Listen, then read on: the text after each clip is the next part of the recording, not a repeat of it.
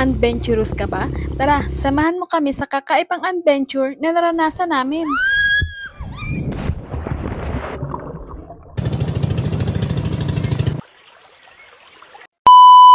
Ngayon, ang adventure naman natin ay dito sa North. Marami nga mga gandang pasyalan dito sa North Sagaray, Bulacan. At dahil nga holiday at isabay pa ang matinding init, kaya naisipan namin sa ilog naman tayo mamasyal. Hindi nga lang kagandahan ang mga daan dito.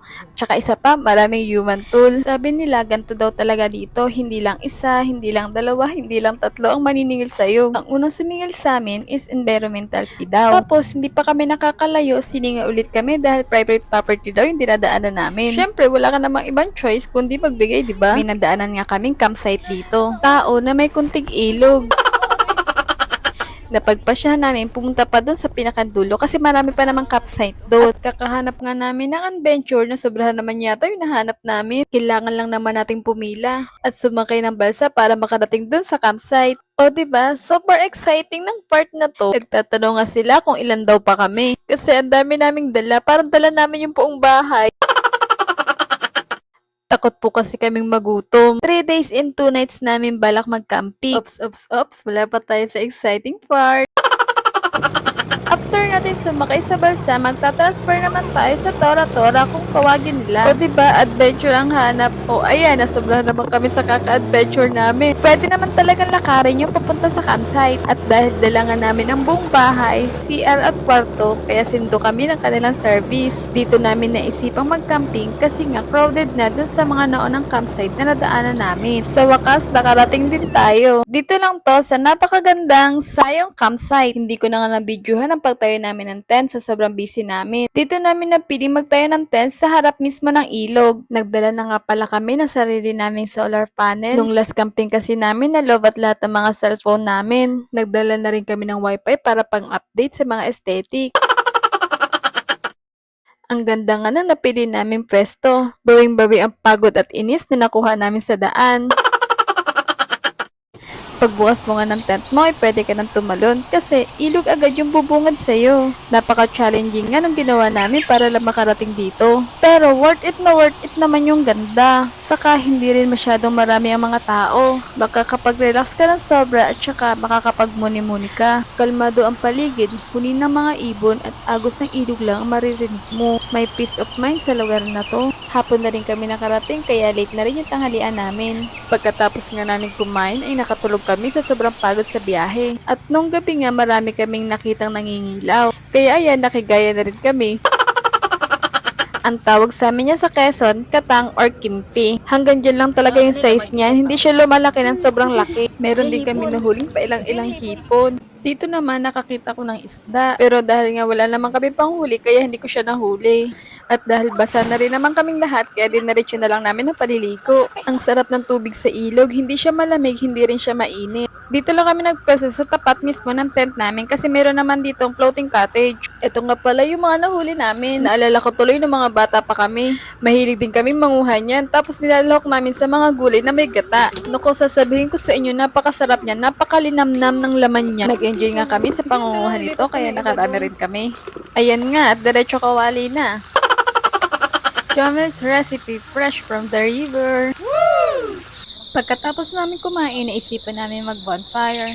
Naks, bonfire, pang mayaman. Sa amin kasi sa Quezon, ang tawag dyan, magsisiga. Ginagawa namin yan tuwing hapon para mabawasan yung mga lamok. Pag nasa gubat ka kasi, ang kalaban mo talaga is yung mga lamok. Tamang kwentuhan lang kami dyan, nakikinig kami ng mga huni ng mga insekto. Pero sa part na yan, naghihimutok na yata si Jomel kasi inindyan siya ng kainuman niya. Hindi na rin kami nagtagal at natulog na rin kami pagkatapos.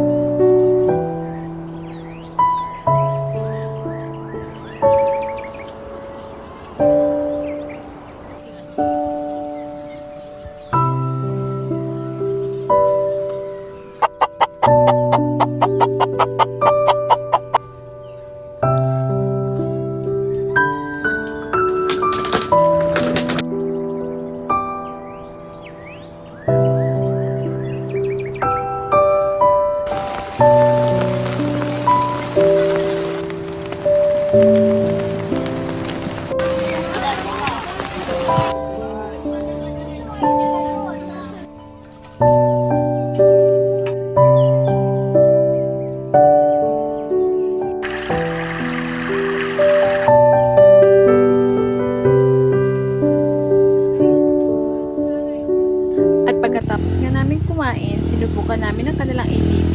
300 for 15 minutes at 500 naman kung gusto mo kalahating oras. Sabi ni Kuya, madali lang daw to, para ka lang daw nagmumotor. Ang problema, hindi nga ako marunong magmotor. Hindi niya nga muna ako niiwan kaya sabi niya training daw muna. 4 naman daw ang gulong nito kaya hindi daw ako sesimpla. Ang problema lang, baka makarating ako sa ilog. At tapang-tapangan na naman ako kaya iniwan ka na si Kuya sa part na yan. Syempre, adventurous tayo. Gagawin natin yung mga bagay na hindi pa natin nagagawa. Kung ano makakapagpasaya sa'yo, gawin mo lang ng gawin. Lagi ko nga sinasabi na minsan ka lang mabuhay kaya piliin mo na maging masaya. Piliin mo yung may liwanag at huwag kang pupunta sa dilim. Ano ba yan? Humuhugot na naman ako eh. Gusto ko lang naman mag-ride.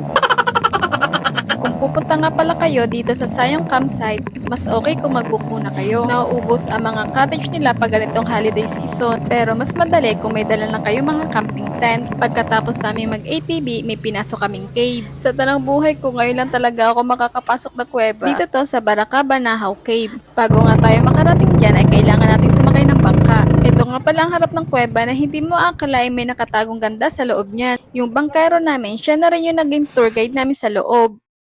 Sa bunganga ng kuweba, medyo maliit lang yung daan kaya kailangan mong yumuko. At habang papaloob nga kami ng papaloob ay padilim naman ng padilim. Medyo nakakatakot palang pumasok sa kuweba. Pero dahil nga adventurous tayo, kaya go lang tayo ng go.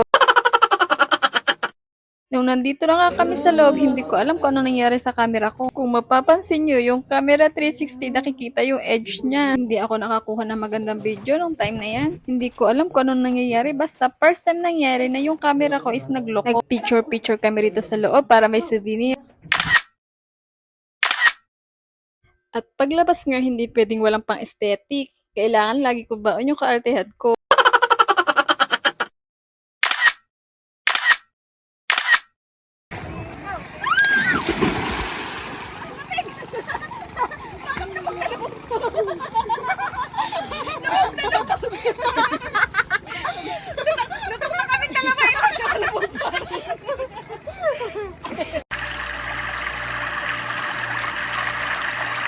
At ngayong araw nga tapos na ang aming camping. Kung ano yung mga sinakyan natin pagpunta natin dito, yun pa rin yung sasakyan natin pauwi. Paalam sa Sayong Campsite.